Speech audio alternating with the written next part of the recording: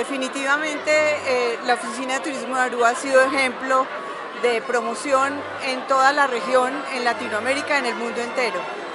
Para mí fue un placer estos 25 años, no simplemente un placer porque también uno se enamora de la isla y su gente, pero además esa forma tan organizada a lo largo de los años para desarrollar la isla y para generar toda clase de estrategias y actividades que permitan que el futuro turista se enamore de la isla y la visite.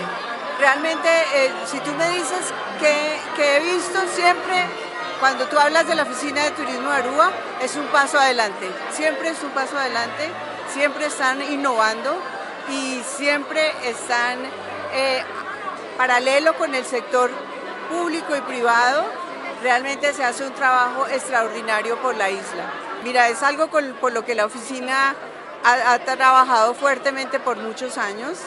El COVID realmente fue un impacto muy grande donde teníamos, pues ya en ese momento teníamos una conectividad extraordinaria de vía Bogotá con Avianca, con LATAM y estaba también Wingo.